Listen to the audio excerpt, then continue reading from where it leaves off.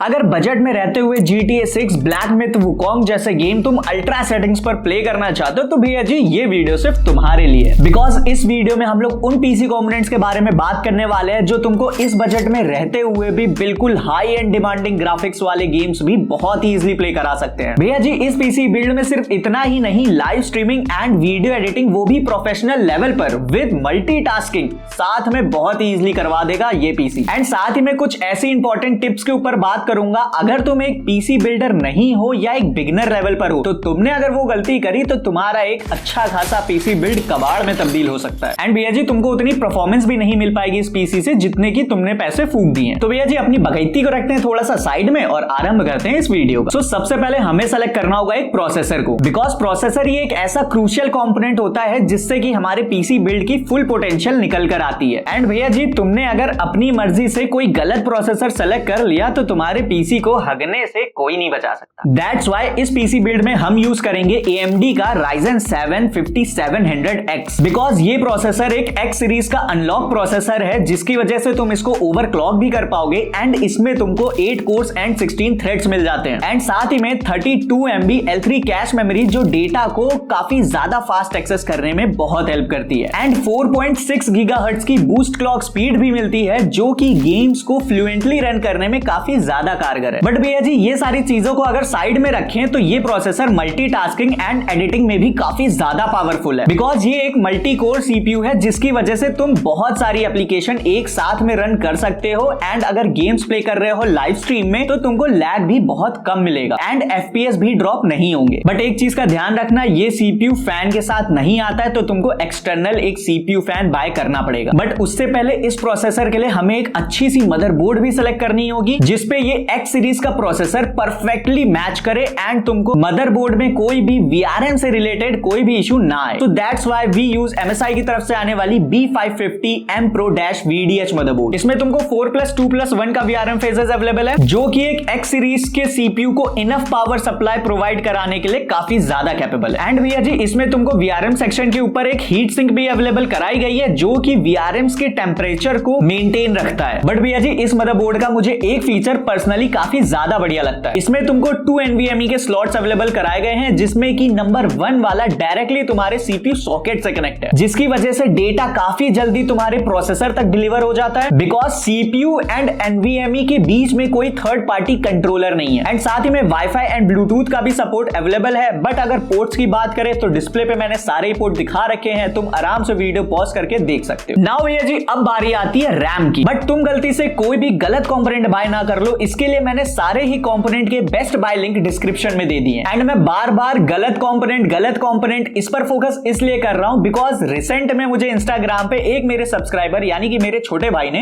मुझे मैसेज करा कि भाई मैंने ये कंपोनेंट सेलेक्ट करा है, तुम प्लीज इसे देख लो। एंड मैंने जब उसके कंपोनेंट्स को देखा तो भाई उसने पता नहीं कौन कौन से कंपोनेंट सेलेक्ट करके रखे हुए थे जो कि एक दूसरे से बिल्कुल मिसमैच थे। बट उसमें से सबसे बड़ा डिफरेंस मुझे जो देखने को मिला वो था मदरबोर्ड एंड रैम में, बिकॉज उसने एक DDR4 की मदरबोर्ड सेलेक्ट करी थी एंड रैम DDR5 की। दैट्स व्हाई तुम भी कहीं ऐसी गलती ना करो, इसके लिए तुम भी मुझे इंस्टाग्राम पे डायरेक्ट DM कर सकते हो बिकॉज मैं सबका रिप्लाई देता हूं। एंड अब रैम की बात करें तो इसमें हम लोग यूज करेंगे कॉर्सर की तरफ से आने वाली Vengeance 16GB की 2 स्टिक रैम यानी कि टोटल 32GB रैम जो कि 3200 मेगाहर्ट्ज की फ्रीक्वेंसी को सपोर्ट करती है। एंड इस रैम को तुम बहुत ही इजीली ओवरक्लॉक भी कर सकते हो बिकॉज ये XMP सपोर्ट के साथ आती है। बट भैया जी तुम इस पीसी बिल्ड को 16GB रैम के साथ भी बिल्ड कर सकते थे, बट मैंने इस वजह से 32GB का यूज करा है बिकॉज हमको एक मल्टीटास्किंग पीसी बिल्ड करना है, बिकॉज हम उसमें गेम के साथ लाइव स्ट्रीम भी करेंगे। सो दैट्स व्हाई हमें 32GB रैम की तो नीड पड़ेगी ही पड़ेगी। एंड अगर तुम 32GB रैम को इंक्लूड नहीं करते हो तो तुम्हारी लाइव स्ट्रीम में FPS ड्रॉप जरूर से देखने को मिलेगा। दैट्स व्हाई भैया जी तुम 32GB की रैम यूज करना। एंड भैया जी अब जो नेक्स्ट कंपोनेंट हमारा आता है उसके बिना तुम लाइव स्ट्रीम में GTA 6 पर 30 क्या 20 FPS भी अचीव नहीं कर पाओगे। And that is GPU graphics card. And I am pretty much sure कि तुम भी भैया जी अभी तक GPU के लिए ही रुके होगे। तो इसमें हम लोग यूज करेंगे गीगाबाइट की तरफ से आने वाला 4060 ईगल ओशी OC एडिशन 8GB का ग्राफिक्स कार्ड, जो कि 128 बिट GDDR6 8GB मेमोरी के साथ आता है। मेमोरी बोले तो रैम।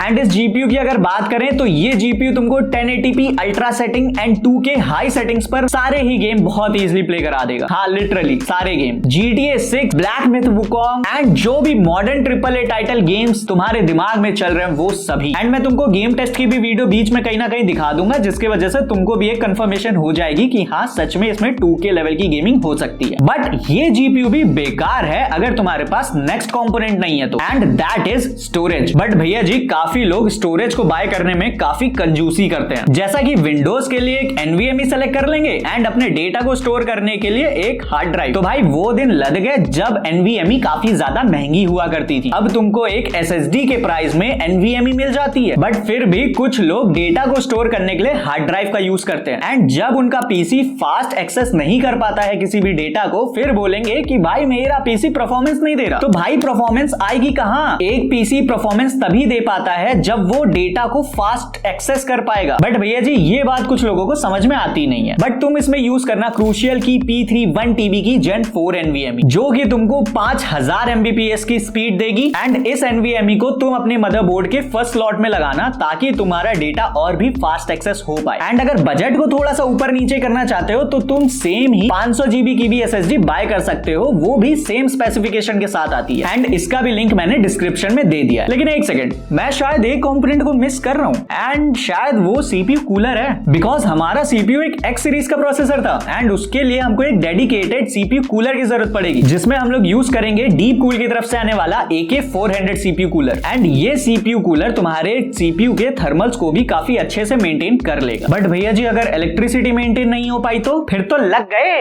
घोड़े। हाँ, घोड़े लग गए। सो तुमने अगर एक गुड पावर सप्लाई बाय नहीं करी है तो तुम्हारे पीसी को राम नाम सत्य होने में ज्यादा देर नहीं लगने वाली है। एंड इसमें भी दो केस है भाई, सॉरी ये 4 हो गए, 2 केस है। अगर तुमने सीपीयू की डिमांड से ज्यादा की पावर सप्लाई खरीद ली, यानी कि तुम्हारे सीपीयू को सिर्फ 400 वाट की पावर सप्लाई की जरूरत थी और तुमने एक 700 वाट की पावर सप्लाई उसमें लगा दी है, तो तुम्हारी भाई वो वेस्ट है, पैसा वेस्ट, इलेक्ट्रिसिटी भी वेस्ट। एंड सेकंड केस ये आता है कि तुमने अपने सीपीयू के डिमांड से कम की पावर सप्लाई लगाई है, तो तुम्हारा पीसी या तो ऑन ही नहीं होगा, या तो जब ऑन होगा उस पे लोड पड़ेगा तब वो बार बार शट डाउन हो जाएगा। सो एक पावर सप्लाई को बाय करते वक्त हमें टीडीपी का पूरा ध्यान रखना पड़ता है। एंड तुम्हारे ओवरऑल पीसी की जितनी टीडीपी निकल के आती है उससे तुमको 50 to 100 टीडीपी ऊपर की ही पावर सप्लाई हमेशा बाय करनी चाहिए, बिकॉज इलेक्ट्रिसिटी में कोई भी फ्लक्चुएशन होने पे वो एक्स्ट्रा टीडीपी ही मेंटेन करती है चीजें। सो तुम अब इन सारी चीजों को हैंडल करने के लिए कोई भी 80+ ब्रॉन्ज सर्टिफाइड पावर सप्लाई ले सकते हो, बट ध्यान रखना वो 650 वाट की होनी चाहिए। बट मैं अगर तुम्हें सजेस्ट करूं तो कॉर्सर की CX 650 वाट की 80+ ब्रॉन्ज सर्टिफाइड तुम बाय कर लेना। एंड ये पावर सप्लाई तुम्हारे ओवरऑल पीसी का लोड बहुत इजीली हैंडल कर लेगी। एंड भैया जी, अब आता है अपना लास्ट कंपोनेंट।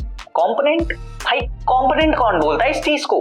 कैबिनेट कंपोनेंट है, पता नहीं है। तो अब बात करेंगे हम लोग पीसी कैबिनेट की। एक गेमिंग पीसी में भाई एक प्रॉपर एयर फ्लो वाला कैबिनेट होना ही जरूरी है, बिकॉज गेमिंग पीसी काफी ज्यादा हीट प्रोड्यूस करते हैं। एंड तुम्हारे कैबिनेट में अगर प्रॉपर एयर फ्लो नहीं हुआ तो भाई तुम्हारे ओवरऑल पीसी कंपोनेंट के थर्मल्स मतलब पीक पे जाएंगे एंड तुम्हारा पीसी बार बार शट डाउन हो जाएगा। सो दैट्स व्हाई मैं तुमको डिस्प्ले पे 3 से 4 गेमिंग पीसी कैबिनेट दिखा रहा हूं, जिसमें से जो भी तुमको पसंद आए तुम बाय कर सकते हो। एंड ये सारे ही कैबिनेट अंडर बजट आ जाएंगे एंड ये सब्सक्राइब बटन भी अंडर बजट ही आता है। तो जाते जाते इसको हिट जरूर करके जाना ताकि हम लोग मिलती रहे और भी ऐसी next informative and interesting video में। तब तक ले bye bye.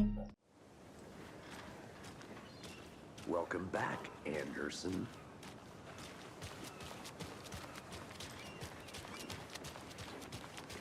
I'll be back in a second.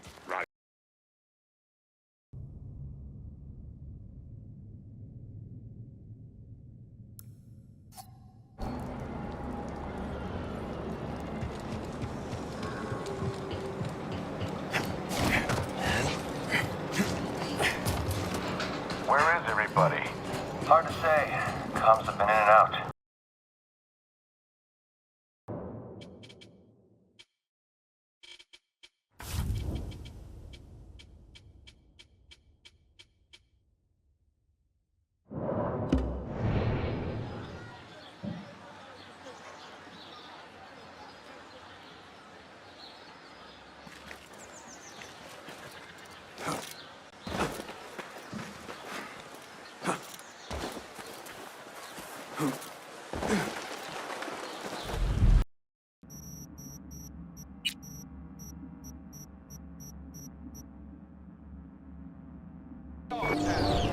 Certified resale. Taylor got recruited by Vargas. He's stupid.